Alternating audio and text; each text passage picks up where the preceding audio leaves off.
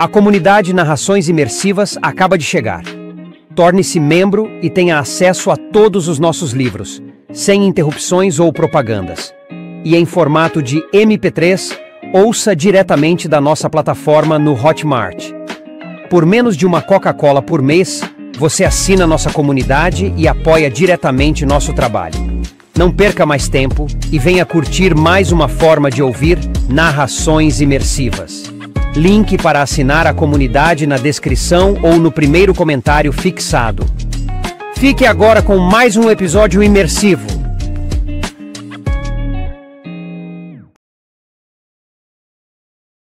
The Witcher, a saga do bruxo Geralt de Rivia. Livro 6, A Torre da Andorinha. De Andrei Sapkowski. Narração Mauro Ramos. Capítulo 6. Sabe-se que quando um bruxo provoca sofrimento ou morte, experimenta um gosto e um prazer parecidos apenas com o que é experimentado por um homem normal e devoto quando faz sexo com sua esposa legítima. Ibidem cum eiaculatio. Isso comprova claramente que até nessa matéria o bruxo é uma criatura aberrante, um degenerado imoral e asqueroso, nascido do fundo mais negro e mais fétido do inferno, pois apenas o diabo poderia sentir prazer com o sofrimento e o tormento. Anônimo, Monstrum, ou A Descrição dos Bruxos. Saíram da rota principal que levava pelo Vale do Neve e cortaram caminho atravessando as montanhas. Deslocavam-se com a velocidade permitida pela vereda estreita, sinuosa, colada às rochas de formas fantásticas, cobertas de musgo e líquen. Passavam entre os precipícios rochosos, dos quais se derramavam películas de cascatas e quedas d'água. Atravessavam barrancos e ribanceiras, pontes pendentes sobre precipícios, nos quais corriam riachos cheios de espuma branca. A lâmina íngreme de Górgona parecia erguer-se sobre a cabeça deles. Não conseguiam ver o cume do Monte do Diabo, que mergulhara nas nuvens e névoas que cobriam o céu. O tempo, como normalmente acontece nas montanhas, fechou em poucas horas. Começou a chuviscar, um chuvisco insistente e forte. Com o crepúsculo, os três começaram a procurar, um pouco nervosos e ansiosos, alguma choça de pastores, algum abrigo para ovelhas abandonado ou, pelo menos, uma caverna, qualquer coisa que os protegesse da água que caía do céu. «Parece que a chuva parou», falou Angoulême, e havia esperanças em sua voz. «Agora só está caindo chuva pelas goteiras no telhado do abrigo. Amanhã, felizmente, já estaremos nas proximidades de Belhaven, e nas redondezas da vila sempre se pode passar a noite em alguma choupana ou estábulo. Não entraremos na cidade? Nem pensar. Pessoas a cavalo vindas de fora serão logo reconhecidas, e Rouxinol tem inúmeros informantes na cidade. Pensamos em executar um plano em que seríamos expostos de propósito como uma espécie de isca. Não, interrompeu. É fraco. O fato de estarmos juntos vai levantar suspeitas. Rouxinol é esperto e a notícia sobre minha detenção deve ter se espalhado. E se algo levantar as suspeitas de Rouxinol, então chegará também o meio-elfo. O que você propõe, então? Circundaremos a cidade a partir do leste, da entrada do Vale Sans-Retour. Ali há minas de minérios. Tenho um conhecido numa delas. Vamos visitá-lo. Quem sabe, se tivermos sorte, essa visita nos traga alguma surpresa. Você pode ser mais claro? Explicarei amanhã, na mina, para não dar azar. Cahir colocou galhos de bétula na fogueira. Chovia o dia inteiro, portanto, Não dava para usar outro tipo de madeira. A bétula, apesar de molhada, estalou um pouco e logo começou a queimar com uma alta chama purpúrea. De onde você é, Anguleme? Sou de Sintra, bruxo. É um país banhado pelo mar, junto da foz do Jaruga. Sei onde fica Sintra. Então, se é tão sábio, por que pergunta? Por que eu o deixo tão curioso? Digamos que só um pouco. Permaneceram calados. O fogo estalava. Minha mãe era uma fidalga sintrense. Anguleme, por fim, começou a falar, olhando para as chamas. Supostamente de linhagem nobre. No brasão da família havia o gato marítimo. Eu mostraria para você, pois tinha um medalhão com esse gato maldito que recebi de minha mãe, mas o perdi jogando dados. E essa família, que o cão marítimo cague para eles, me renegou, pois minha mãe teria se envolvido com um babaca, supostamente um estribeiro. E eu era filha ilegítima, motivo de vergonha, desgraça e honra maculada. Entregaram-me a familiares distantes para me criarem. Uma família que não tinha em seu brasão nem gatos, nem cães, nem puta alguma, mas pelo menos me tratavam bem. Mandaram-me estudar, batiam um pouco em mim, embora com bastante frequência me lembrassem quem eu era, uma bastarda concebida no meio do mato. Quando era criança, minha mãe me visitou no máximo 3 ou 4 vezes. Depois nunca mais. E eu também estava cagando para isso. É como você acabou se envolvendo com os bandidos. Você parece um juiz no inquérito, bufou, contorcendo o rosto de forma grotesca. Envolvendo-me com os bandidos, ora! Desviando-me do caminho da virtude! Resmungou, procurou alguma coisa por dentro da roupa e tirou algo que o bruxo não conseguia distinguir bem. Apesar de tudo, o caolho Fulk é boa gente, balbuciou, esfregando veementemente algo nas gengivas e aspirando pelo nariz. Pelo menos deixou pó. Você quer uma pitada, bruxo? Não, eu preferia que você também não usasse. Por quê? Por que não? Carrir? Não uso Fistec. Que santinhos é que me caíram do céu! Balançou a cabeça num gesto de incredulidade. Não me digam que vocês vão começar a pregar sermões dizendo que ficarei cega, surda ou calva por causa das drogas. Ou que darei à luz uma criança retardada. Deixe isso, Anguleme, e termine o que estava contando. A moça deu um espirro forte. Tudo bem. Como você quiser. Onde eu... já sei. A guerra contra Nilfgaard eclodiu. Meus parentes perderam todos os bens. Tiveram que sair de casa. Tinham 3 filhos próprios.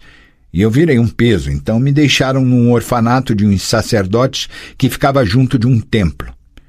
Depois descobri que era um lugar divertido. Na verdade, era um prostíbulo, um bordel, um lugar para quem gosta de uma fruta ácida com um caroço branco, entende? Meninas novinhas, meninos novinhos também. Quando cheguei lá, eu já era crescida, adulta, não despertava interesse em ninguém.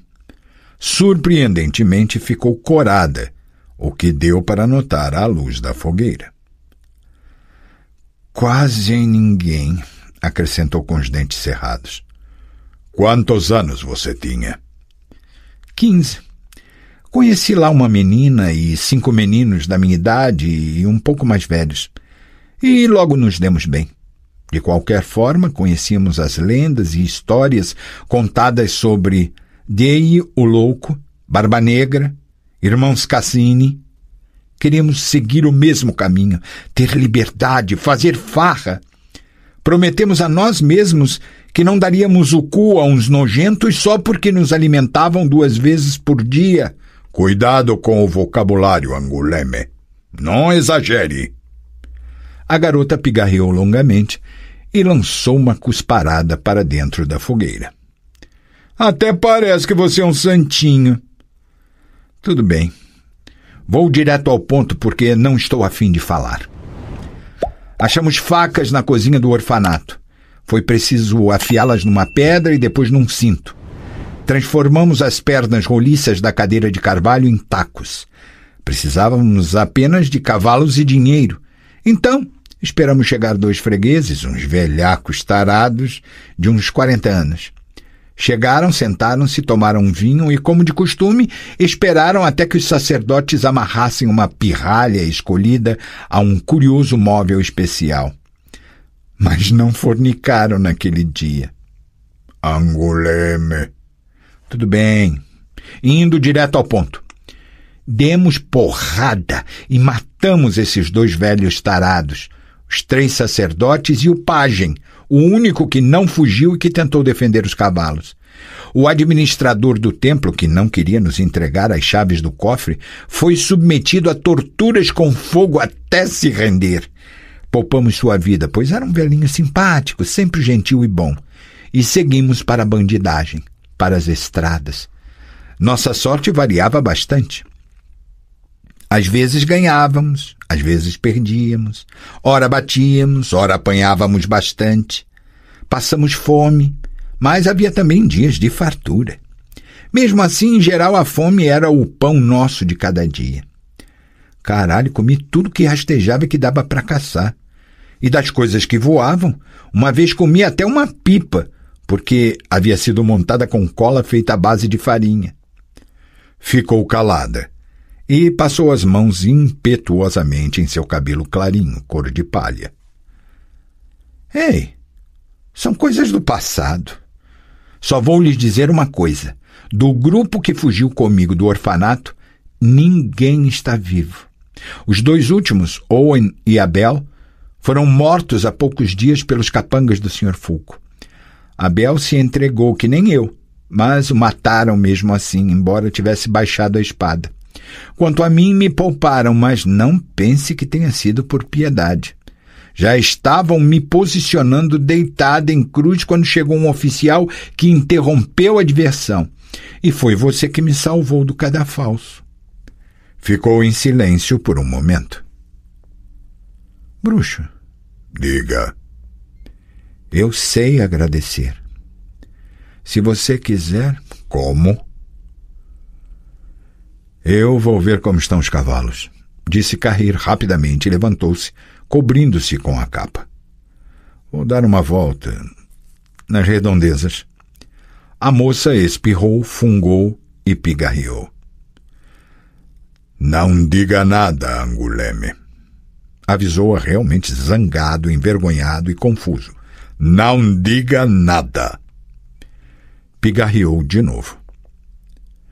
Você realmente não sente tesão por mim? Nem um pouquinho? Você já apanhou com a cinta de Milva, pirralha. Se não se calar agora, apanhará de mim também. Então vou ficar quieta já. Isso mesmo. Seja uma moça bem comportada. Na encosta coberta de pinheiros tortos e recurvados, havia covas e cavernas escancaradas, escoradas e firmadas com tábuas, ligadas por passarelas, escadas e andaimes.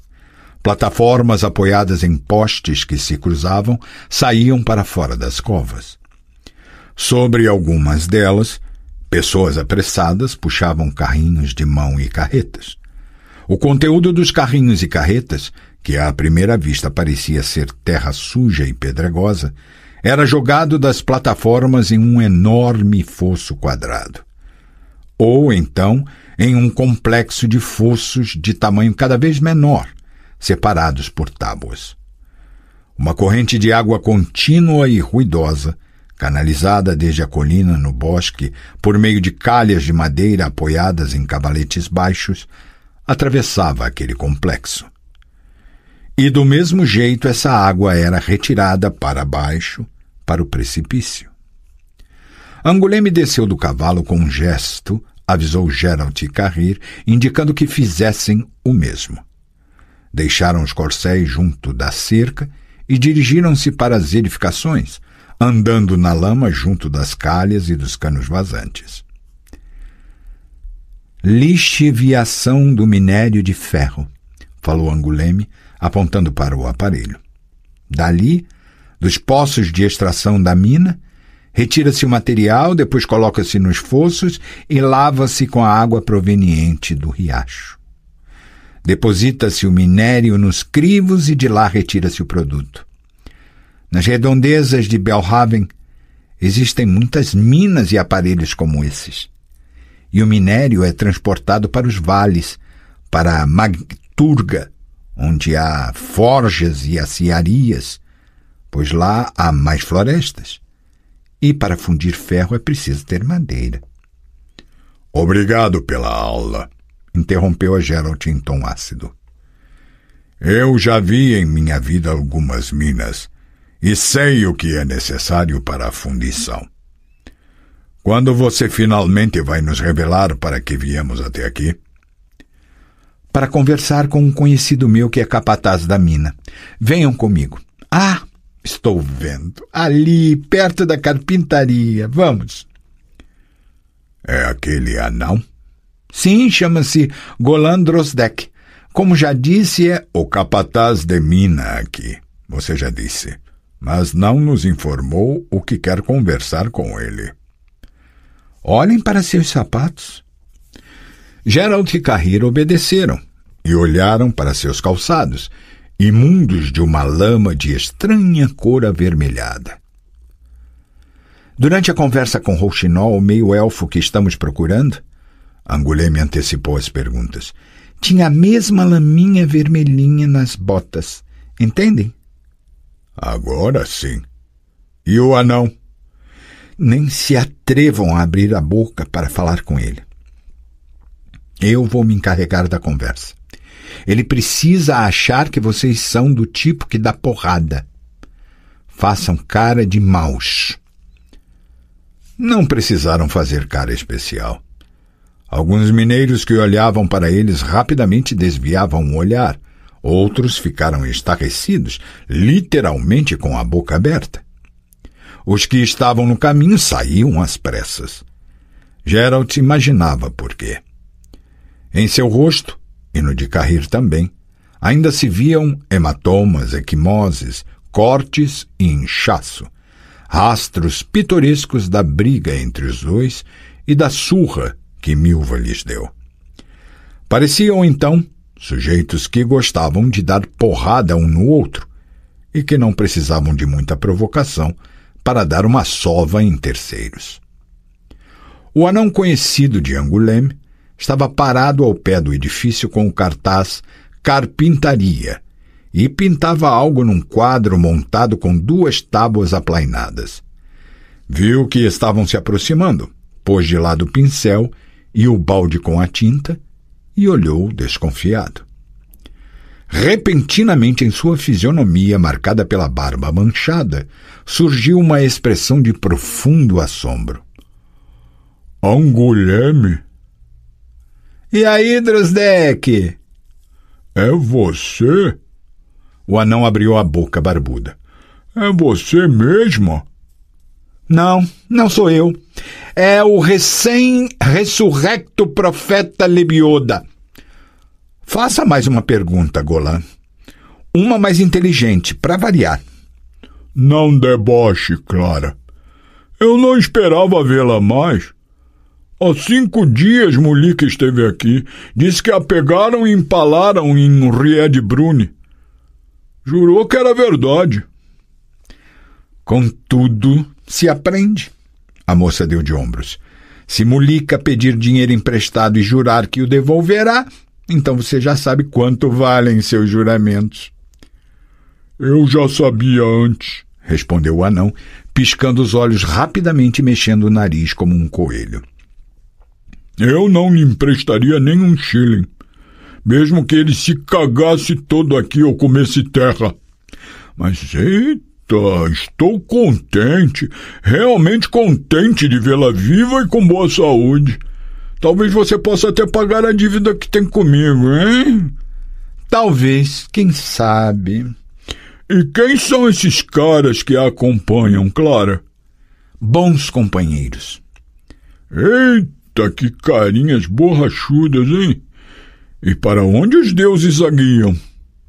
Como sempre, para a perdição. Anguleme aspirou uma pitada de fistec pelo nariz e esfregou o resto na gengiva, ignorando o olhar de reprovação do bruxo.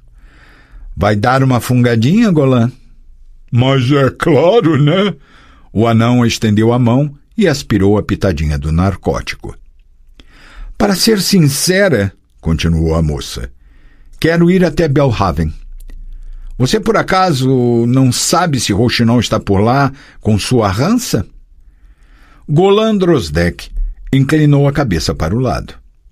Clara, você tem que fugir de Rouxinol. Dizem que está com muita raiva de você, como um glutão quando acorda no inverno. Eita! E quando soube que fui empalada com a ajuda de uma parelha de cavalos atrelados, não ficou com o coração amolecido? Não ficou arrependido? Não verteu nenhuma lágrima? Não melou a barba? Nada disso. Contam que disse o seguinte: era o que Anguleme merecia há muito tempo, uma estaca no cu. Grosso! Um babaca ordinário! O senhor prefeito Fulco diria ralé. No entanto, eu digo cloaca. Clara, é melhor você não falar essas coisas na cara dele. E não andar por Belhaven, rodear a cidade. Se entrar lá, então, melhor usar um disfarce. Golan, por favor, macaco velho não aprende arte nova. Não me atreveria a ensinar macaco velho. Escute, anão. Anguleme apoiou o sapato sobre o degrau das escadas da carpintaria. Vou fazer uma pergunta. Não se apresse com a resposta. Primeiro pense. Faça, então. Você não viu, por acaso, um meio-elfo andando por aí ultimamente? Estranho, alguém de fora. Golan Drozdek inspirou o ar, espirrou com força e limpou o nariz com o pulso. Você diz um meio-elfo? Que meio-elfo? Não se finja de burro, Drozdek. Um tal que contratou Rouxinol para prestar um certo serviço. Um contrato fresquinho, para matar um certo bruxo. Bruxo? Golan Drozdek riu, levantando sua tábua do chão. Que coisa! Pois, curiosamente, estamos exatamente à procura de um bruxo. Pintamos e montamos letreiros nas redondezas. Veja só, precisa-se de um bruxo, boa gratificação, providencia-se hospedagem e alimentação, maiores informações com a administração da mina Pequena Babette. Como, na verdade, se escreve essa palavra? Informações com 2 S's ou informações com C cedilha? Se você não sabe, então escreva detalhes. Mas para que vocês precisam de um bruxo na mina? Que pergunta é essa? Para matar monstros, ora. Que monstros? Hobgoblins e Barbegase. Invadiram as galerias inferiores. Anguleme lançou um olhar para Geralt, que com um aceno da cabeça confirmou que sabia do que se tratava. E tossindo enfaticamente, deu a entender que valeria a pena voltar ao assunto. Voltando ao assunto, a moça entendeu na hora. O que você sabe sobre esse meio-elfo? Não sei nada sobre nenhum meio-elfo. Falei para você pensar bem. E foi o que eu fiz. De repente, Golan Drozdek fez uma cara de quem lembrou algo. E cheguei à conclusão de que não vale a pena saber nada sobre isso. Como assim? Aqui as coisas estão agitadas. O lugar está em alvoroço e os tempos não são de paz. Bandos nilfgaardianos, guerrilheiros das encostas livres e outros elementos estranhos, meio-elfos, todos estão ansiosos para provocar alguma desgraça. Como assim? Anguleme franziu o nariz. Vou explicar. Você me deve dinheiro, Clara. Em vez de pagar as dívidas, você quer contrair novas. E olha lá, são dívidas sérias, porque as informações que você deseja podem lhe custar caro. Uma porrada na cabeça, e não dessas com a palma da mão, mas com machado. Que vantagem eu teria nesse negócio? Lucrarei por ter alguma informação sobre o meio-elfo? Vou ganhar alguma coisinha? Pois se houver apenas risco e nenhum lucro. Geralt estava farto. A conversa o entediava, aquela ladainha o irritava. Com um movimento brusco, pegou o anão pela barba, puxou e empurrou. Golan Drozdek tropeçou no balde com a tinta e caiu. O bruxo saltou até ele, apoiou o joelho em seu peito e apontou uma faca em sua cara. Você pode lucrar, rosnou, saindo daqui vivo. Fale o que sabe. Parecia que os olhos de Golan saltariam das órbitas para dar uma volta nas redondezas. Fale o que você sabe, repetiu Geralt. Fale, senão cortarei sua garganta de tal modo que se afogará antes de sangrar até a morte. Rialto, gemeu o anão. Na mina Rialto.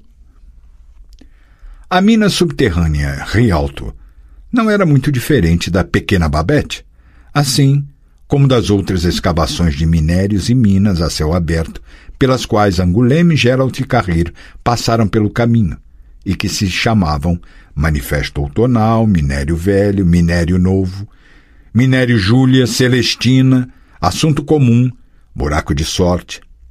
Em todas o trabalho fervia. Em todas, a terra suja extraída dos poços e das escavações era despejada nos fossos e passava pelo processo de lixiviação. Em todas havia muita lama vermelha. Rialto era uma mina grande, localizada perto do topo de uma montanha. O topo, cortado, formava uma escavação aberta, ou seja, uma mina a céu aberto. O próprio processo de lixiviação era conduzido num terraço cavado na encosta da montanha. Ali, ao pé de uma parede vertical com entradas de poços e túneis, havia fossos, crivos, calhas e toda a parafernália da indústria mineira. Ali também se formara um verdadeiro conjunto habitacional, composto de casas de madeira, barracas, choças e casebres de cortiça. Não conheço ninguém aqui, disse Angoulême, amarrando as rédeas à cerca. Mas tentaremos falar com o administrador. Geralt, se puder, não o pegue logo de cara pela garganta e não o ameace com a faca. Primeiro vamos conversar. Macaco velho não aprende arte nova, Angoulême. Não deu tempo de conversar. Não deu tempo nem de se aproximarem do edifício do administrador. Na pracinha, onde os trabalhadores carregavam as carroças com o minério, deram de cara com 5 cavalarianos. Droga, soltou Angoulême. Droga! Vejam o que o gato trouxe. Do que você está falando? São os homens do bando de Rouxinol. Vieram recolher a extorsão. Já me viram e reconheceram. Porra, já era. Você vai conseguir enganar? Não contem com isso. Por quê? Eu roubei Rouxinol quando estava fugindo de sua rança. Não vão me poupar, mas vou tentar. Fiquem calados. Abram os olhos e estejam prontos para tudo. Os homens a cavalo aproximaram-se. Havia 2 à frente, um de cabelo longo e grisalho, que usava pele de lobo, e um jovem alto de barba bem grande para cobrir as cicatrizes causadas pela acne. Fingiam-se de indiferentes, mas Geralt notou o brilho de ódio disfarçado nos olhares que lançavam para Angoulême. Clara, Novosad e Hel, bem-vindos! Temos um dia bonito hoje, não é? Pena que está chovendo. O grisalho desceu do cavalo, saltando da sela, transpondo a perna direita com ímpeto sobre a cabeça do cavalo. Os outros também desceram. O grisalho passou as rédeas ao altão de barba, chamado de Irrel, e chegou mais perto. Aí está, disse, nosso corvo falastrão. Você aqui vive com saúde? E até consigo mexer as pernas. Pirralha rabugenta. Segundo os boatos, você deveria estar se mexendo, mas não me estaca. Dizem que caiu nas mãos do caolho Fulco. Dizem que durante as torturas você cantou que nem uma rola, falou tudo o que queriam saber. Segundo os boatos, Novozad, bufou Anguleme, sua mãe pedia apenas 4 timfis dos fregueses. Mesmo assim, ninguém queria pagar mais de 2. O bandido lançou uma cusparada a seus pés num gesto de desprezo. Anguleme rosnou de novo, como uma gata. Novozad, disse com insolência, colocando as mãos na cintura. Tenho um negócio para tratar com o Rouxinol. Interessante, porque ele também tem um negócio para tratar com você. Cale a boca e escute. Ainda estou com vontade de falar. Faz 2 dias, a 1 milha de distância de Ried-Brune, eu e estes camaradas aqui matamos aquele bruxo para quem havia um contrato fresquinho, entende? Novozad lançou um olhar expressivo a seus companheiros. Depois, puxou as luvas e examinou Geralt e Carrir com um olhar. Seus novos camaradas, repetiu devagar. Ah! Vejo pelas caras que não são sacerdotes. Você diz que mataram o bruxo? Como? Metendo um punhal nas costas? Ou enquanto estava dormindo? É um detalhe irrelevante. Anguleme fez uma careta como se fosse uma macaca. O detalhe importante é que esse bruxo jaz morto. Escute, Novozad, eu não quero brigar com Rouxinol ou me meter na parada, mas negócio é negócio. O meio-elfo adiantou a entrada do contrato, mas eu a deixo para vocês. Esse dinheiro é seu para pagar os custos e o esforço. Porém, a segunda parcela que o meio-elfo prometeu depois do serviço completo cabe, de acordo com a lei, a mim. De acordo com a lei? Exatamente. Anguleme não prestou atenção ao tom sarcástico. Pois cumprimos o contrato, matamos o bruxo e podemos mostrar as provas ao meio-elfo. Aí pegarei aquilo que é meu e desaparecerei. Como já disse, não quero intrigas com Rouxinol, pois não há espaço suficiente para nós 2 nas encostas. Pode lhe dizer isso, Novozad? Só isso? Falou mais uma vez, exprimindo venenoso sarcasmo. Pode mandar um beijo também, bufou Anguleme. Pode mostrar a bunda para ele em meu nome, per procura. Eu tenho uma ideia melhor, afirmou Novozad, olhando de esguelha para os companheiros. Levarei sua própria bunda até o Rouxinol, Anguleme. Eu a levarei amarrada. E aí ele acordará e acertará tudo com você. Fará as contas também, todas, e resolverá a quem cabe o dinheiro pelo contrato com o meio-elfo Ishru. E descontará o que você roubou. E resolverá o fato de que as encostas são demasiado estreitas para nós todos. Dessa maneira, tudo se acertará. Nos mínimos detalhes. Há um problema. Anguleme abaixou as mãos. Como você quer me levar até ele, Novozad? Assim, ó. O bandido estendeu a mão. Pela nuca. Geralt desembanhou o cirril num relâmpago e colocou-o debaixo do nariz de Novozad. Desaconselho, vociferou. Novozad saltou para trás e sacou a espada. Irrel assobiou e tirou o sabre da bainha em suas costas. Os outros fizeram o mesmo. Desaconselho, repetiu o bruxo. Novosad xingou e passou os olhos pelos companheiros. Não era perito em aritmética, mas pelas contas havia chegado à conclusão de que 5 é muito mais que 3. «Ataquem-no!» gritou, jogando-se sobre Geralt. «Matem-no!» O bruxo deu meia volta, esquivou-se do golpe e revidou, cortando Novosad na têmpora.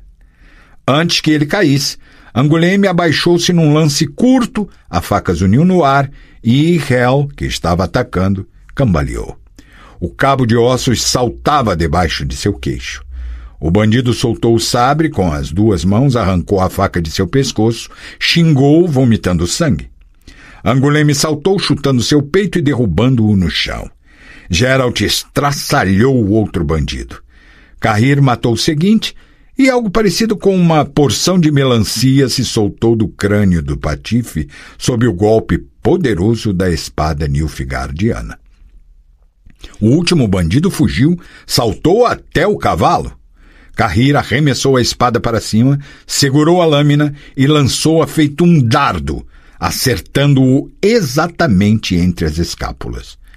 O cavalo relinchou, puxou a cabeça, abaixou-se, bateu os cascos e arrastou pela lama vermelha o cadáver com a mão apertada nas rédeas.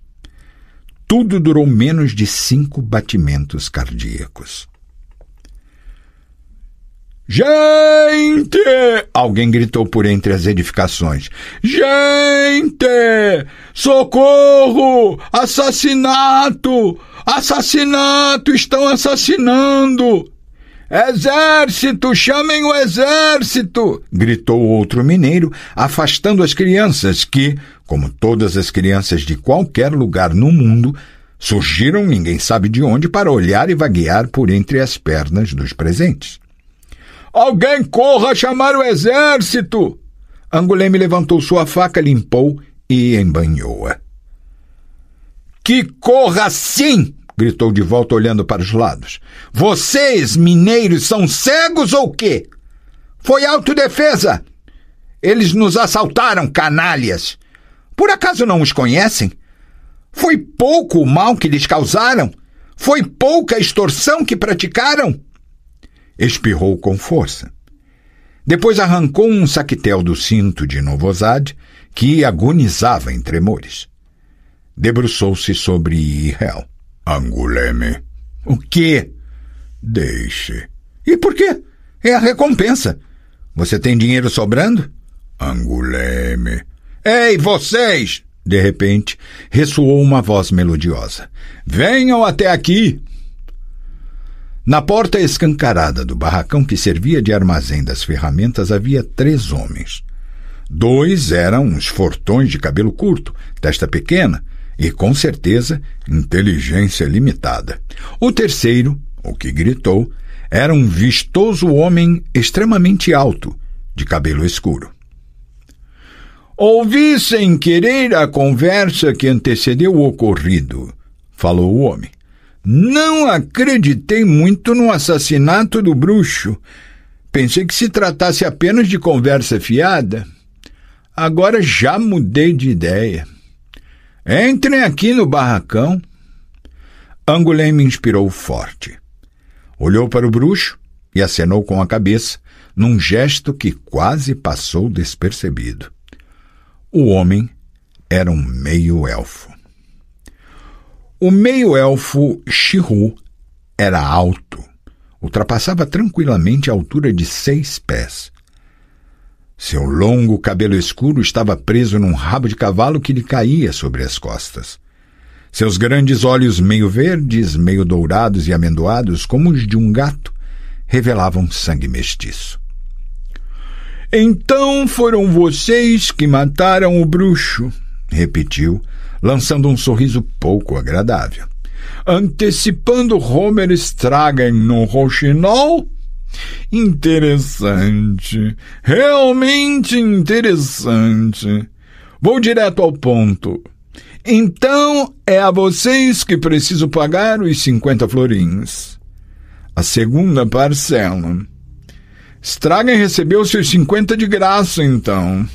Não pensem que ele devolverá o dinheiro.» Como vou acertar as contas com o rouxinol já é problema meu, falou Anguleme sentada numa caixa, balançando as pernas.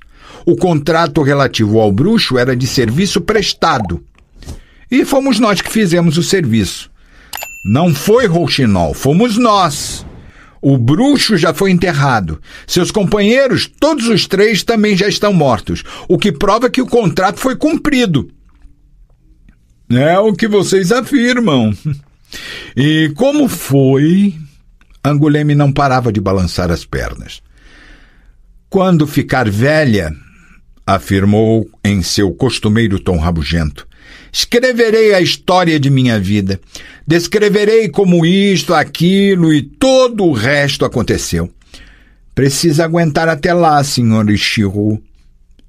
A senhora tem tanta vergonha disso, observou o mestiço com frieza. Então, cumpriram o trato de forma muito traiçoeira e ordinária. E o senhor vê algum problema nisso? Geralt perguntou. Chihu examinou-o atentamente. Não, respondeu após um instante. O bruxo Geralt de Rivia não merecia destino melhor. Era ingênuo e tolo. Se tivesse uma morte mais bonita, honesta e honrosa, surgiriam lendas a respeito dele, e ele não merecia virar lenda. A morte é sempre igual. Nem sempre. O meio-elfo acenou com a cabeça num gesto de negação, tentando ainda mirar os olhos de Geralt escondidos sob a sombra do capuz. Garanto que nem sempre. Imagino que foi você que executou o golpe mortal. Geralt não respondeu. Sentiu uma vontade incontrolável de pegar o mestiço pelo rabo de cavalo, lançá-lo no chão e arrancar dele todas as informações, tirando seus dentes com o pomo da espada. Mas conseguiu conter-se. O juízo lhe dizia que a história inventada por Anguleme poderia dar melhores resultados. Como quiserem, disse Chihu, sem receber nenhuma resposta. Não vou insistir que me relatem o ocorrido. Pelo visto, não querem falar sobre o que aconteceu. Pelo que parece, não há nada de que possam se gabar. Claro, se esse silêncio não for o resultado de algo completamente diferente. Por exemplo, não ter ocorrido nada. Vocês têm algo que possa provar sua declaração? Cortamos a mão direita do bruxo morto, respondeu Anguleme sem emoções. Mas depois um gambá a furtou e comeu. Então temos apenas isto aqui. Geralt desabotoou a camisa lentamente e tirou o medalhão com a cabeça de lobo. O bruxo usava isto no pescoço. Passe-o para mim. Geralt não hesitou muito. O meio-elfo pesou o medalhão na mão. Agora acredito, falou devagar. O bibelô emana uma forte magia. Algo assim poderia ter sido usado apenas por um bruxo. E um bruxo, concluiu Anguleme, não deixaria que ninguém o tirasse de seu pescoço se estivesse vivo. Ou seja, é uma prova definitiva. Então, coloque, senhorzinho, o dinheiro sobre a mesa. Chihu escondeu o medalhão com cuidado, tirou de dentro da camisa um bolo de papéis, colocou sobre a mesa e alisou com a mão. Façam o favor. Anguleme saltou da caixa, aproximou-se, macaqueando e rebolando as ancas. Debruçou-se sobre a mesa e, num instante, Chihu pegou-a pelo cabelo, jogou-a sobre o tampo da mesa e apontou a faca para sua garganta. Não deu tempo nem de ela gritar. Geralt e Cahir seguravam as espadas nas mãos. Mas era tarde demais. Os ajudantes do meio-elfo, os fortões de testa pequena, seguravam ganchos de ferro em suas mãos. Porém, não se apressaram para atacar. Coloquem a espada no chão, vociferou Chihu. Os dois, espada no chão. Senão, alargarei o sorriso desta vadia. Não escute! Angoulême começou a falar e terminou com um grito, pois o meio-elfo girou o punho agarrado em seu cabelo e cortou levemente a pele com o punhal. Um fio de sangue brilhoso escorreu em seu pescoço. Coloquem a espada no chão. Não estou brincando. Talvez a gente consiga fazer algum acordo. Geralt, ignorando a raiva que lhe fervia por dentro, decidiu jogar uma isca. Como pessoas bem educadas? O meio-elfo riu com malícia. Entrar em acordo? Com você, bruxo? Fui mandado para cá para acabar com você e não para conversar. Foi sim, aberração. Foi você que montou esse disfarce todo, essa peça de teatro, e eu o reconheci logo à primeira vista. Você me foi descrito de forma detalhada. Pelo menos suspeita quem o descreveu com tantos pormenores. Quem me indicou precisamente onde e com quem eu o acharia, com certeza deve ter alguma ideia. Solte a garota. Mas eu o conheço não apenas graças a essa descrição, continuou Shirru, sem considerar a possibilidade de soltar Angoulême. Eu já o vi antes. Até o segui uma vez, em Temeria, em julho. Eu o segui até a cidade de Dorian, a sede dos juristas Codringer e Fen. Você se lembra? Geralt girou a espada de tal maneira que a lâmina reluziu nos olhos do meio-elfo. Estou curioso, disse com frieza. Como você pensa em sair deste embate, Shirru? Vejo duas saídas. A primeira, você soltará logo a garota. A segunda, você matará a garota. E um segundo depois, seu sangue vai compor uma linda decoração nas paredes e no teto. Vocês vão colocar a arma no chão. Shirru puxou Angoulême pelo cabelo com brutalidade. Antes que eu conte até 3. Depois começarei a cortar a vadia. Vamos ver o quanto você conseguirá cortar. Acho que não muito. 1, 2... Geralt iniciou a contagem. Girando-se riu num redemoinho sibilante. Ouviram-se gritos, relinchos, bufadas e batida de cascos de cavalos vindos de fora. E agora? Riu Shirru. Esperava por isso. Já não é um empate, é um mate. Meus amigos chegaram. De verdade? Cahir falou olhando pela janela. Vejo os uniformes da cavalaria leve imperial. Então é um mate, mas para você, disse Geralt. Você perdeu, Shirru. Solte a garota. Nem pensar. A porta do barracão cedeu sob os chutes e uma dezena de homens entraram, liderados por um barbudo de cabelo claro com um urso prateado na brafoneira. A maioria deles usava o mesmo uniforme negro. Que a Ensoax? Perguntou em tom ameaçador. O que está acontecendo aqui? Quem é responsável por essa confusão? Por esses cadáveres no pátio? Falem agora! Senhor comandante, Glaed van Voort! Soltem as espadas! Obedeceram, pois estavam na mira de bestas e arbaletes.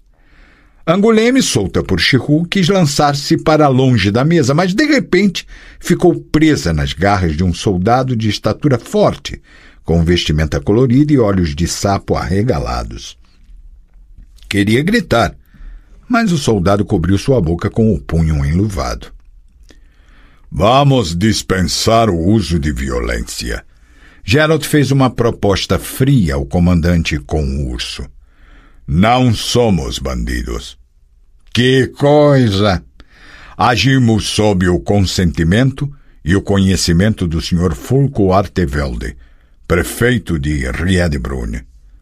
Que coisa! Repetiu o urso, indicando a seus homens que levantassem e tirassem a espada de Geralt Cahir. Sob o consentimento e o conhecimento do Sr. Fulco Artevelde. O importante, Sr. Artevelde. Vocês ouviram, rapazes? Seus homens, os negros e os coloridos, caíram todos num coro de gargalhadas. Anguleme sacudiu-se toda no aperto do Olhos de Sapo, tentando gritar em vão. E sem necessidade. Geralt já sabia, mesmo antes que Shirru, sorridente, trocasse apertos de mão. Antes que 4 Nilfgaardianos pegassem Cahir e outros 3 apontassem bestas diretamente para seu rosto. O Olhos de Sapo empurrou Anguleme para as mãos dos camaradas. Ela ficou suspensa em suas garras feito uma boneca de pano. Nem tentou se defender. O urso aproximou-se lentamente de Geralt e, de repente, deu um golpe em sua virilha com o punho encouraçado. Geralt curvou-se, mas não caiu. Ficou em pé graças à gélida raiva.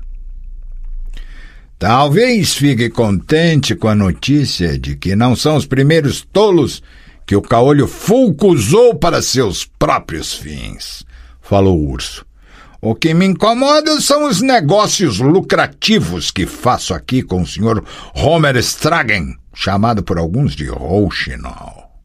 Fulco não consegue se conformar por eu ter aceitado Homer Stragen no serviço imperial e o ter nomeado comandante da Companhia Voluntária de Segurança das Minas.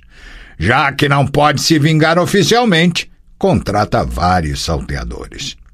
E bruxos, interrompeu Shirru sorridente, num tom malicioso. Lá fora, falou alto o urso, há 5 cadáveres pegando chuva. Assassinaram pessoas que estavam a serviço imperial. Perturbaram o trabalho na mina. Não tenho nenhuma dúvida. Vocês são espiões, sabotadores e terroristas. Neste território, as leis vigentes são as leis de guerra. Portanto, condeno-os à morte via procedimento sumário. O Olhos de Sapo soltou uma gargalhada. Aproximou-se de Anguleme, imobilizada pelos bandidos, pegou-o em seu seio num movimento rápido e apertou com força. E aí, Clara? Coachou, e sua voz, como se descobriu, o fazia parecer ainda mais com um sapo. Seu apelido de bandido, caso tivesse sido dado por ele mesmo, comprovava seu senso de humor. E se era para ser um nome de guerra, então cumpriu seu papel de forma extraordinária. Então nos encontramos de novo. O Rouxinol anfíbio coachou novamente, beliscando o Anguleme no peito. Você está feliz? A moça gemeu de dor. Onde estão as pérolas e as pedras que você me roubou, sua puta? O caolho Fulco as confiscou em depósito, gritou Anguleme, que não conseguia esconder o medo. Vá até ele e peça de volta. Rouxinol coachou e arregalou os olhos. Agora parecia um verdadeiro sapo, era só esperar para vê-lo caçar moscas com a língua. Beliscou Anguleme com mais força ainda. Ela sacudiu-se toda e gemeu mais alto, pois a dor que sentiu foi ainda maior. Ela mais uma vez começou a ficar parecida com Ciri, atrás da névoa rubra de raiva que cobriu os olhos de Geralt. Peguem os 2, ordenou o urso inquieto. Levem para o pátio. É o bruxo, hesitou um dos bandidos da Companhia de Segurança das Minas de Rouxinol. Karakternik! Como pegá-lo com a mão nua? Ele pode lançar algum feitiço ou outra coisa. Não tenha medo! Shirru sorridente apalpou seus bolsos. Sem um amuleto de bruxo não conseguirá lançar feitiços. E quem está em posse do amuleto sou eu. Podem pegá-lo sem medo. No pátio esperavam mais Nilfgaardianos armados de capas negras junto com a rança colorida de Rouxinol. Reuniu-se também um grupo de mineiros.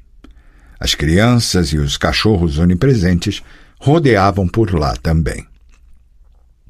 De repente, Rouxinol descontrolou-se, como se tivesse sido possuído pelo diabo. Começou a coachar com raiva, deu um soco em Anguleme e, quando ela caiu, chutou-a sem parar. Geralt se soltou dos bandidos, mas foi atingido na nuca por algo duro. Diziam, coachou Rouxinol, saltando por cima de Angoulême feito uma rã louca, que você foi empalada pelo cu em Riedbrunn, sua vadiazinha. Então, a estaca lhe foi predestinada. E você morrerá numa estaca que nem uma cadela. Eita, camaradas, procurem aqui algum pau e preparem-no. Mexam-se! Senhores, traguem!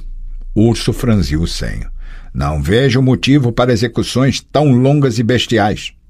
Os prisioneiros devem ser simplesmente enforcados, silenciou, sob o olhar vil do Olhos de Sapo. Fique quieto, capitão, coachou o bandido. Eu lhe pago muito bem para ouvir esses comentários inadequados. Prometi uma morte cruel a Angoulême e agora vou brincar com ela. Se quiser, pode enforcar esses dois. Não me importo com eles. Mas eu me importo, sim, intrometeu-se Chiru. Preciso dos dois. Principalmente do bruxo. Principalmente dele. Já que o procedimento de empalar a moça vai durar algum tempo, vou aproveitar esse tempo. Chegou mais perto e fincou seus olhos de gato em Geralt. Você deve saber, aberração, disse, que fui eu quem acabou com seu companheiro Codringer em Dorian. Fiz aquilo por ordem de meu senhor, o mestre Vilgefortz, a quem sirvo há anos, mas fiz com enorme prazer. O velho canalha Codringer, retomou o meio-elfo o discurso sem despertar nenhuma reação. Teve a cara de pau de enfiar o nariz nos assuntos do mestre Vilgefortz. Estripei-o com uma faca e assei vivo aquele monstrinho nojento fém no meio de sua papelada.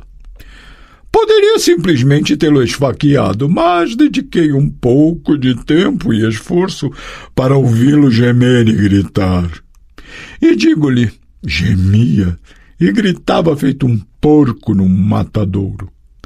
Não havia nada, absolutamente nada de humano naquele grito. Você sabe por que lhe falo tudo isso? Porque poderia também simplesmente esfaqueá-lo ou mandar esfaqueá-lo. Mas vou dedicar um pouco de tempo e esforço. Vou ouvi-lo gritar. Você disse que morte é sempre igual? Logo verá que nem sempre. Rapazes, acenda um piche no caldeirão e traga uma sela.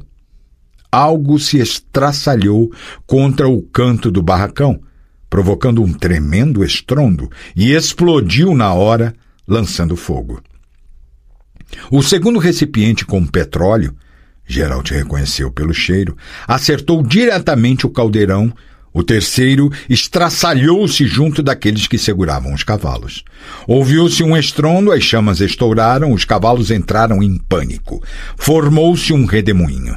Um cachorro em chamas, uivando, caiu para fora da voragem. Um dos bandidos de Rouxinol abriu os braços e caiu na lama com uma flecha nas costas. Vivam as encostas livres! No topo da montanha, nos andaimes e passarelas, passaram vultos de capas cinzentas e gorros de pele.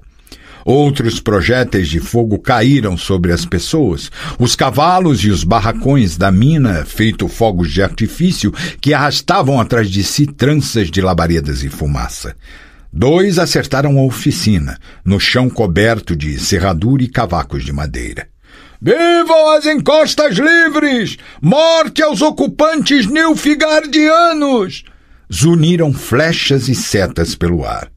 Um dos nilfgaardianos negros desabou do cavalo, tombou um dos bandidos de Rouxinol com uma flecha atravessada na garganta, derrubou um dos fortões de cabeça raspada com uma seta enfiada na nuca. O urso caiu emitindo um grito macabro. A flecha o atingira no peito, abaixo do externo e da gorjeira. A flecha, embora ninguém pudesse saber, fora roubada de um transporte militar, um exemplar padrão do exército imperial, e estava um pouco alterada. A larga ponta bifacial fora aparada em alguns lugares para obter o efeito de estilhaçamento. A ponta estilhaçou-se formosamente nas vísceras de urso. "Abaixo, tirano Emir! Encostas livres!" Rouxinol coachou, segurando seu braço atingido superficialmente por uma seta. Uma das crianças cambaleou na lama vermelha, atravessada por uma flecha lançada por um dos lutadores pela liberdade que era menos habilidoso na arte de tiro. Desabou um dos sujeitos que seguravam Geralt. Tombou um dos que prendiam Anguleme. A garota safou-se do outro, imediatamente sacou a faca da gáspia do sapato e cortou com um golpe.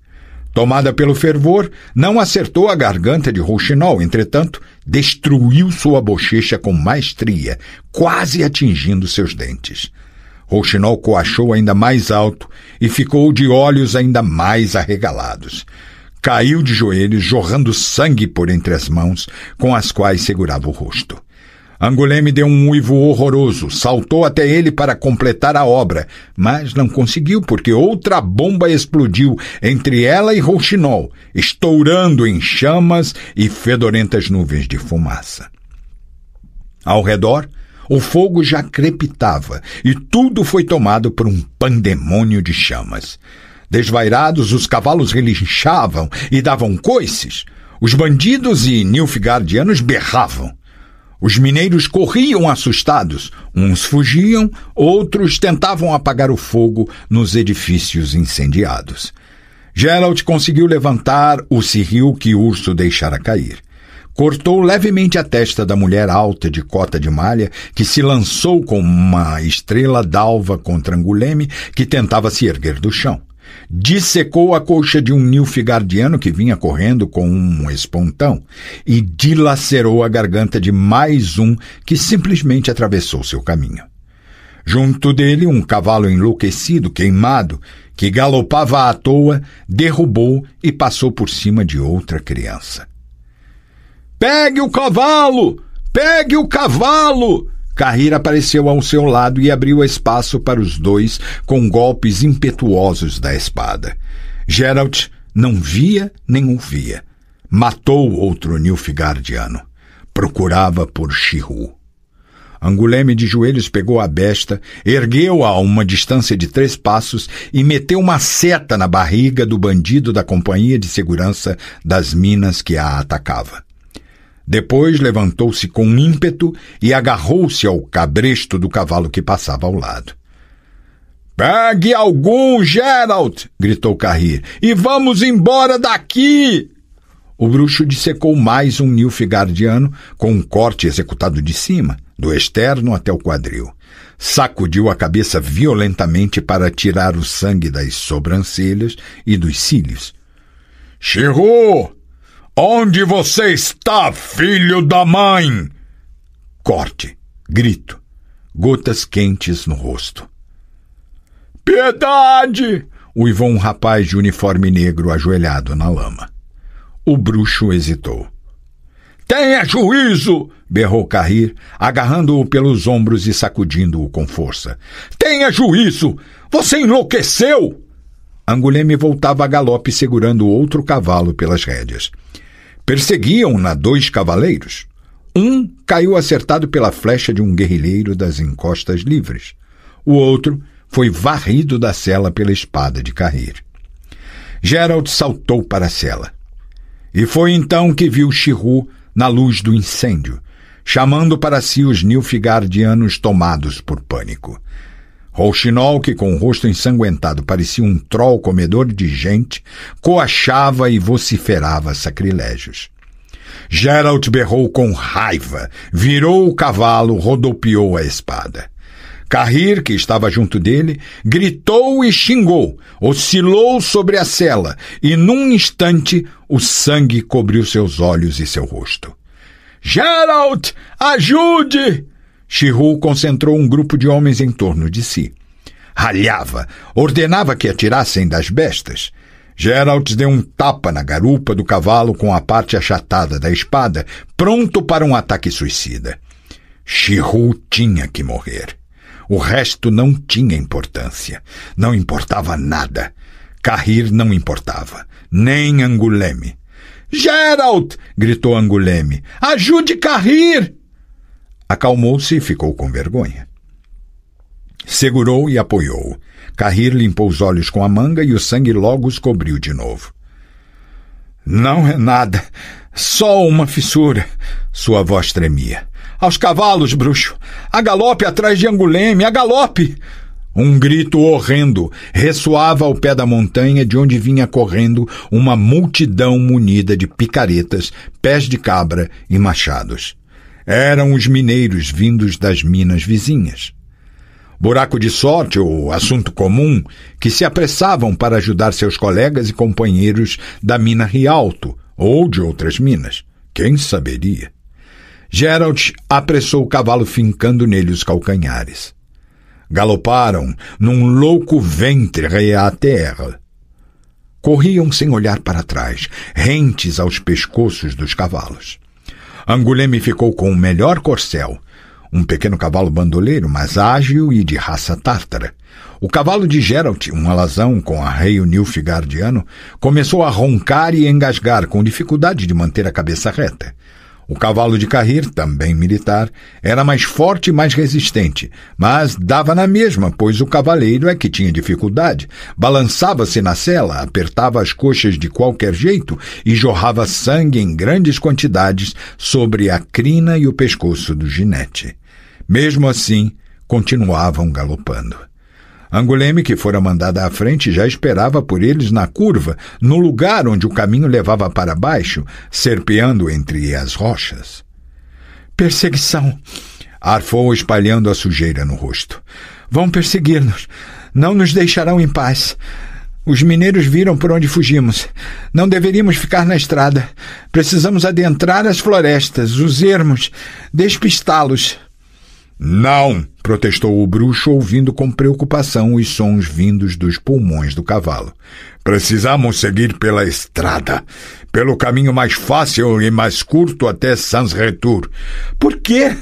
«Não temos tempo para falar agora. Vamos, apressem os cavalos até tirar o fôlego deles!» Galopavam, e o alazão do bruxo roncava. O alazão não prestava para continuar o caminho. Mal conseguia andar sobre as pernas que estavam duras como tacos de madeira. Arfava, expirava o ar esbaforindo e com rouquidão. Por fim, caiu de lado, deu um coice rígido, fitou o cavaleiro e em seu olhar embaçado via-se reprovação. O cavalo de Cahir estava um pouco melhor. Porém, Cahir estava pior. Simplesmente caiu da sela, levantou-se, mas só conseguiu ficar de quatro. E vomitou com violência, embora não tivesse o que vomitar. Gritou quando Geralt e Angoulême tentaram tocar em sua cabeça ensanguentada. «Porra!» ela falou. «Olhe só com que cabelinho eles o deixaram!» A pele sobre a testa e as têmporas do jovem nilfgaardiano, junto com o cabelo, estava em grande parte separada do crânio. Se não fosse pelo fato de o sangue já ter formado um coágulo pegajoso, o pedaço solto teria caído sobre a orelha. O aspecto era macabro. Como aconteceu isso? Lançaram um machadinho que atingiu certinho a cabeça dele. Para ser mais engraçado, não foi nenhum negro, nem os homens de Rochinol. Quem fez isso foi um dos mineiros. Tanto faz quem fez esta obra. O bruxo apertou a cabeça de Cahir com a manga que arrancou de sua camisa. O importante é que, por sorte, era fraco. Só o escalpelou, mas poderia ter despedaçado sua cabeça. Mesmo assim, os ossos do crânio também foram bastante atingidos. Inclusive, seu cérebro sentiu o impacto. Carrir não conseguirá se sustentar na sela, mesmo se o cavalo aguentar seu peso. Então o que vamos fazer? Seu cavalo morreu, o dele também está quase morto e o meu está exausto. E há uma perseguição atrás de nós, não podemos ficar aqui. Precisamos ficar aqui. Eu e Carrir. E o cavalo de Carrir. Você vai seguir caminho, o mais rápido possível. Seu cavalo é forte, aguentará a corrida.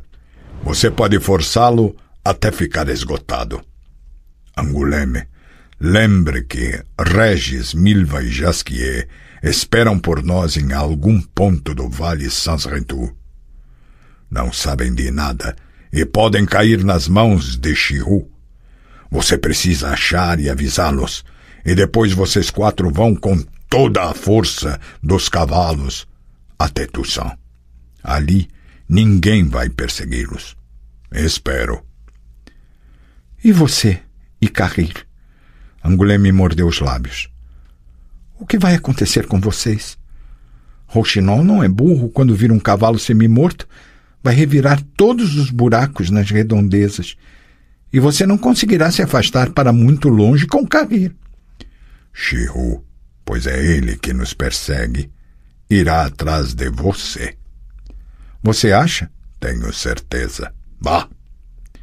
O que a titia vai falar quando eu aparecer por lá sem vocês? Você vai explicar tudo. Mas não a Milva. Vai explicar a Regis. Ele saberá o que fazer. E nós? Quando a pele se prender um pouco mais ao crânio, iremos até Toussaint. Lá nos encontraremos de alguma maneira. Vá. Não perca tempo, garota. Monte no cavalo e vá.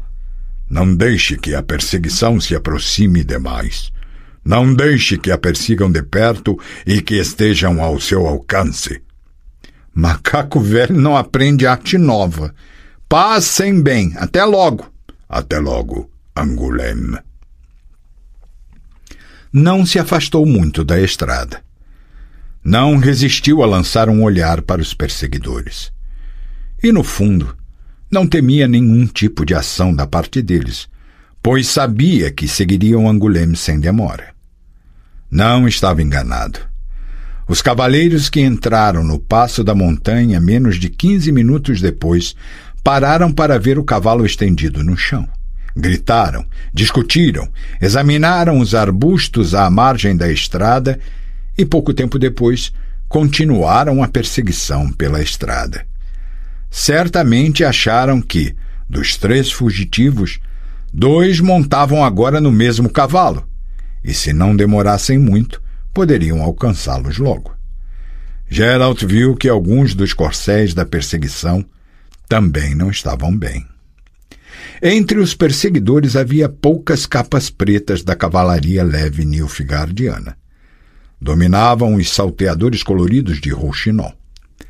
Geralt não conseguiu ver se o próprio Rouxinol participava da perseguição ou se ficara para tratar do rosto dilacerado. Quando silenciou a batida de cascos da perseguição que se afastava, Geralt ergueu-se do esconderijo por entre as samambaias. Em seguida, levantou e segurou Carrir, que gemia e se queixava. O cavalo está fraco demais para carregá-lo. Você consegue andar?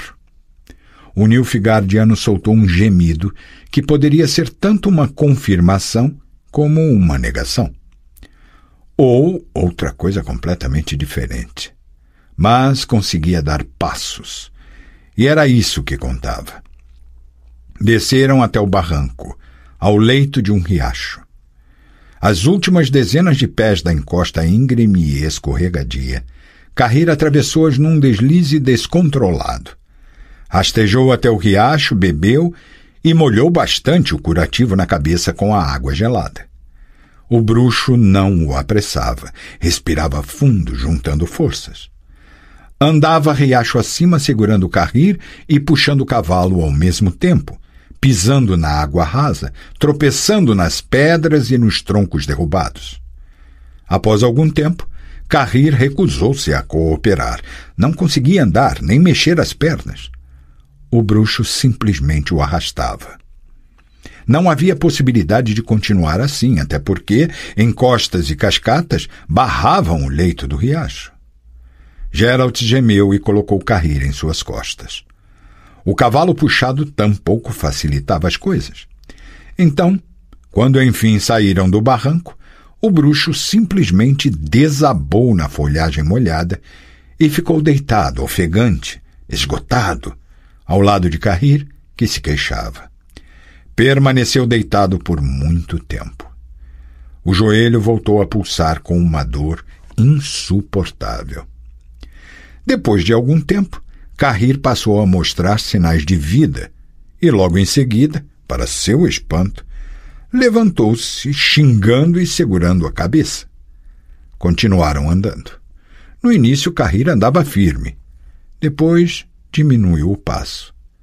E, por fim, tombou. Geralt colocou-o nas costas e carregou-o, gemendo, desabando sobre as pedras. Foi invadido por uma dor aguda no joelho. Via negras abelhas fogosas diante de seus olhos. 1 mês atrás, gemeu Cahir, ninguém imaginaria que você me carregaria nas costas. Cale-se, Nilfgaardiano. Quando você fala, ganha peso. Já havia escurecido quando chegaram às rochas e paredes rochosas. O bruxo não procurou uma caverna, nem conseguiu achar nenhum abrigo. Sem forças, tombou junto do primeiro buraco que viu à frente. Havia caveiras humanas, costelas, quadris e outros ossos espalhados por toda a superfície rochosa da caverna. Mas o mais importante é que havia ali galhos secos. Cahir estava com febre, tremia todo com os calafrios. Aguentou corajosa e conscientemente a suturação da pele solta do crânio, o que Geralt realizou com um barbante e uma agulha torta. A crise chegou depois, à noite. Geralt acendeu uma fogueira na caverna, negligenciando as precauções de segurança. Lá fora chuviscava e ventava as lufadas, então era pouco provável que alguém andasse pelas redondezas à procura de reflexos de fogo. E Cahir tinha que se aquecer. A febre perdurou durante toda a noite. Tremia, gemia, delirava. Geralt não conseguiu dormir. Manteve o fogo aceso. A dor no joelho era terrível. Como era forte e jovem, de manhã Cahir já se sentia melhor. Ainda estava pálido e suado e a febre emanava de seu corpo. Rangia os dentes, o que complicava um tanto a articulação, mas dava para entender o que dizia. E estava consciente. Queixava-se da dor de cabeça, sintoma normal para quem for atingido por um machado que arrancou a pele do crânio. Geralt dividiu o tempo entre cochilos inquietos e tentativas de colher um pouco de água da chuva que caía das rochas, usando copos improvisados com casca de bétulas. Morriam de sede, os dois. Geralt, o que foi? Cahir ajeitou a lenha na fogueira com a ajuda de um fêmur encontrado na caverna. Na mina, durante o embate, fiquei com medo, sabe? Sei. Por um momento, parecia que você fora tomado por uma raiva assassina e que nada mais contava para você, além de matar. Sei. Fiquei com medo. Terminou com calma. Que nesse desvario você acabasse com esse Shiryu. E nesse caso, não conseguiríamos tirar nenhuma informação de um morto. Geralt pigarreou. Gostava cada vez mais do jovem Nilfgaardiano. Não era apenas corajoso, mas também inteligente. Você fez certo de mandar Anguleme, continuou Cahir, rangendo os dentes levemente. Não é para garotas, nem do tipo dela. Nós dois resolveremos sozinhos. Vamos atrás da perseguição. Mas não para assassinar tomados por uma fúria de berserk. Aquilo que você falou uma vez sobre a vingança. Geralt, até numa vingança é preciso ter método. Pegaremos esse meio-elfo e o forçaremos a nos dizer onde está Ciri. Ciri está morta. Não é verdade. Não acredito na morte dela. E você também não acredita, admita.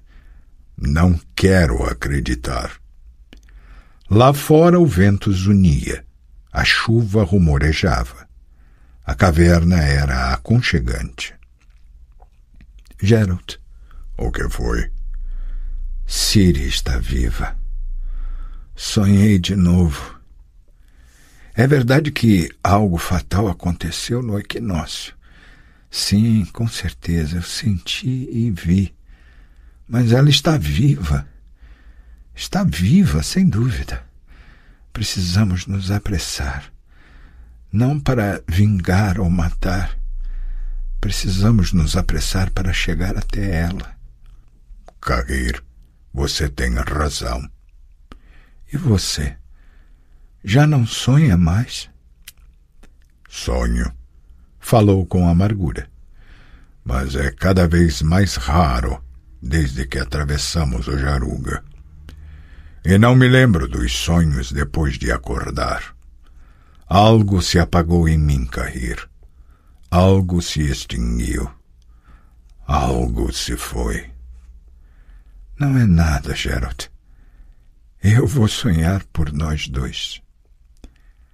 Partiram de madrugada. A chuva parou, parecia até que o sol procurava algum buraco na nebulosidade cinzenta que cobria o céu. Andavam devagar, os dois num único cavalo, sem o arreio militar nilfgaardiano. O cavalo pisava lentamente sobre o pedregulho, à margem do ribeiro Sanzretu, que levava a Toussaint. Geralt conhecia o caminho. Estivera lá muito tempo antes, e várias coisas haviam mudado desde então. Mas nem o ribeiro, nem o Vale Sanzretu mudaram. E quanto mais avançavam, mais o ribeiro se convertia no rio Sanzretu. Tampouco mudaram os montes Amel ou o obelisco de Górgona, o monte do diabo que dominava sobre eles. Um soldado não questiona as ordens, dizia Cahir apalpando o curativo na cabeça. Não analisa, não reflete sobre elas, não espera que alguém lhe esclareça seu sentido. Lá na minha terra é a primeira coisa que ensinam a um soldado. Então, você pode imaginar que não pensei sobre a ordem que me foi dada, nem por um segundo. Nem questionei por que fui eu que recebi a missão de prender essa princesa sintrense. Ordem é ordem. Estava com raiva, pois claro que queria ganhar fama lutando contra outros cavaleiros numa tropa regular. Mas, lá na minha terra, participar do serviço secreto também é considerado honroso. Quem me dera que se tratasse de uma tarefa mais difícil, de um preso mais importante. Mas uma mulher? Geralt jogou a espinha dorsal de uma truta para dentro da fogueira. Antes do anoitecer, no riacho que desaguava em Sanzretur, pescaram uma quantidade de peixe suficiente para ficarem plenamente satisfeitos. As trutas estavam na época de desova, e era fácil apanhá-las. Ouvi a história contada por Cahir, e a curiosidade se debatia nele com um sentimento de profunda desolação. De forma geral, foi um acaso, contava Cahir olhando para as chamas. Puro acaso. Como soube depois, tínhamos um agente na corte de Sintra, um camareiro. Quando conquistamos a cidade e nos preparávamos para cercar o castelo, esse agente saiu sorrateiramente e nos avisou que haveria uma tentativa de retirar a princesa da cidade. Formaram-se alguns grupos iguais ao meu, mas foi o meu grupo que, por acaso, deparou com aqueles que levavam Ciri. Começou uma perseguição nas ruas e no quarteirão que já estava incendiado. Era um verdadeiro inferno. Só chamas e paredes de fogo. Os cavalos não queriam prosseguir e os homens também não queriam apressá-los. Meus subordinados, que eram 4, começaram a reclamar, a gritar que eu perdera o juízo, que estava levando-os à perdição. Mal consegui retomar o controle. Continuamos a persegui-los através desse caldeirão fulminoso e conseguimos alcançá-los. De repente, estavam diante de nós 5 cavalarianos sintrenses. E começou a chacina. Antes que eu conseguisse gritar para terem cuidado com a garota, que instantaneamente caiu no chão, porque o sujeito que a levava na cela foi o primeiro a morrer. Um dos meus a levantou e a colocou em seu cavalo, mas não conseguiu se afastar muito, pois um dos sintrenses o esfaqueou nas costas e a arma atravessou seu corpo. Vi o gume passar à distância de 1 polegada da cabeça de Siri, que caiu mais uma vez na lama. Estava semiconsciente de medo. Vi-a encostar no morto, tentar se arrastar para debaixo dele, como se fosse uma gatinha junto de uma gata morta. Ficou em silêncio. Deu até para ouvi-lo engolir a saliva. Nem sabia que estavam abraçando um inimigo, um repugnante nilfgaardiano. Ficamos sozinhos, retomou o discurso após um momento. Ela e eu, e cadáveres e chamas em volta. Siri rastejava numa poça e a água e o sangue começaram a evaporar com intensidade. A casa desabou, quase não via nada através das faíscas e da fumaça. O cavalo não queria chegar perto de lá. Eu a chamava, pedia que viesse até mim. Fiquei rouco tentando ser ouvido naquele crepitar do fogo que abafava tudo. Ela me via e ouvia, mas não reagia. O cavalo não queria prosseguir e eu não conseguia domá-lo. Tive que descer. Não consegui levantá-la com uma mão só e tinha que segurar as rédeas com a outra. No entanto, o cavalo começou a puxar com tanta força que quase me derrubou. Enquanto a levantava, começou a gritar. Depois esticou-se e desmaiou. Envolvi-a com a capa que molhei na poça, cheia de lama, esterco e sangue. E prosseguimos. Diretamente pelo fogo. Na verdade, não sei como conseguimos sair de lá, mas de repente apareceu uma brecha na muralha e nos encontramos à beira do rio. Por azar, era o lugar escolhido pelos nortilungos em fuga. Tirei o elmo de oficial porque poderiam me identificar rápido, apesar de as asas já estarem incendiadas. O restante do uniforme estava tão queimado que não havia como eu ser descoberto. Mas se a menina estivesse consciente, se gritasse, me trucidariam com as espadas. Tive sorte. Segui junto deles por umas 5 milhas. Depois fiquei atrás e me escondi no mato, à beira do rio que carregava cadáveres. Ficou calado, pigarreou, apalpou a cabeça enfaixada com ambas as mãos. E corou. Ou será que foi apenas o reflexo da chama em seu rosto? Siri estava imunda. Tive que despi-la. Não se opunha, não gritava. Apenas tremia. Seus olhos estavam fechados. Todas as vezes que tocava nela para lavá-la ou secá-la, esticava-se e ficava toda rígida. Sei, deveria ter falado com ela, tentado acalmá-la, mas de repente não conseguia achar as palavras em sua língua, que é a língua de minha mãe, a língua que conheço desde o nascimento. Não conseguia achar as palavras, queria acalmá-la através de carinho, delicadeza, mas ela ficava dura e soluçava, feito um pequeno pássaro.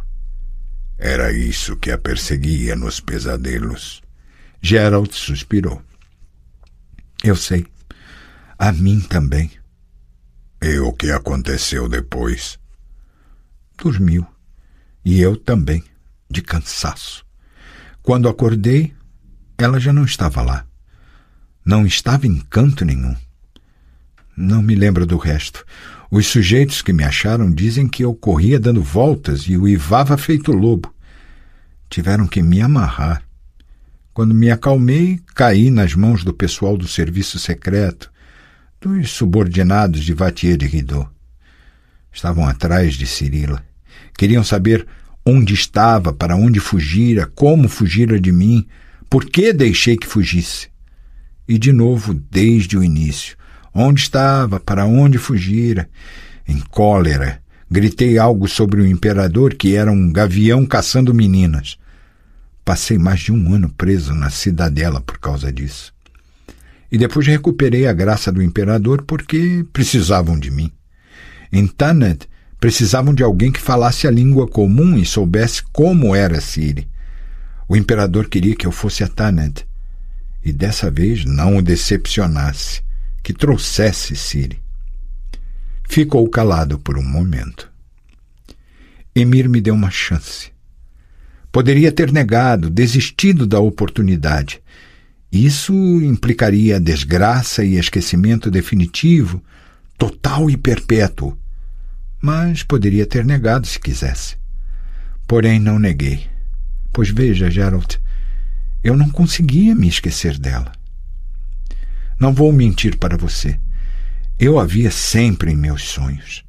E não como uma criança magra, que ela era à beira do rio quando a despi e ela veio. Eu a via, e ainda vejo, como mulher, formosa, consciente, provocadora, com pormenores, como o de uma rosa vermelha tatuada em sua virilha. Do que você está falando? Não sei, realmente não sei. Mas foi assim e continua assim. Eu ainda vejo em meus sonhos do mesmo jeito que então havia nos sonhos. Foi por isso que me alistei para a missão em Tanith. Foi por isso que depois quis me juntar a vocês. Eu quero vê-la. Mais uma vez. Quero tocar em seu cabelo mais uma vez. Olhar em seus olhos. Quero olhar para ela. Mate-me se quiser. Mas não vou fingir mais. Eu penso... Acho que a amo. Por favor, não guia de mim. Não estou com a menor vontade de rir. É por isso que eu continuo com vocês, entende? Você a quer para você ou para seu imperador? Sou realista. Suspirou. Ela não vai me querer. E como esposa do imperador, pelo menos poderia vê-la de vez em quando. Sendo realista, bufou o bruxo, você deveria saber que primeiro precisamos achá-la e salvá-la. Supondo que seus sonhos não mentem e que Ciri ainda esteja mesmo viva. Eu sei disso. E quando a acharmos, o que faremos? Vamos ver, Cahir. Não se esquive. Seja honesto, pois você não deixará que eu a leve comigo. Não respondeu. Cahir não perguntou mais. Até então podemos ser companheiros? Perguntou com frieza. Podemos, Cahir. Mais uma vez peço desculpas por aquilo que aconteceu. Não sei o que deu em mim. No fundo, nunca desconfiei de que você estivesse nos traindo ou fosse falso. Não sou traidor.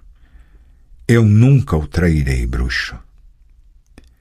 Cavalgavam pelo barranco fundo, que o largo e vivo rio Sanretu esculpira por entre os montes. Andavam para o leste, rumo à fronteira do Principado de Toussaint.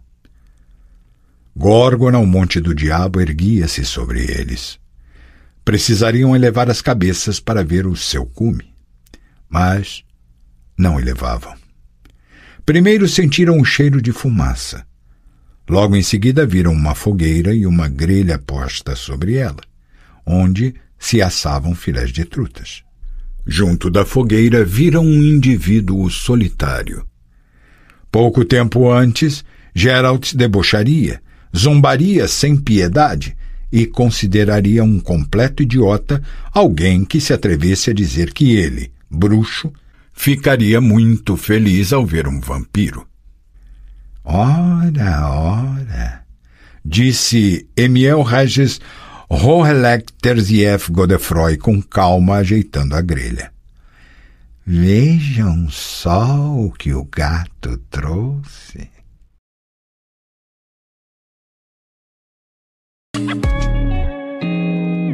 O canal Narrações Imersivas agradece por ter ouvido mais um episódio conosco. Acompanhe nossa página no Instagram e fique por dentro de todas as novidades do canal. E se você vê valor nesse projeto, considere apoiá-lo. Faça parte da nossa comunidade no Hotmart. Até a próxima com mais uma narração imersiva.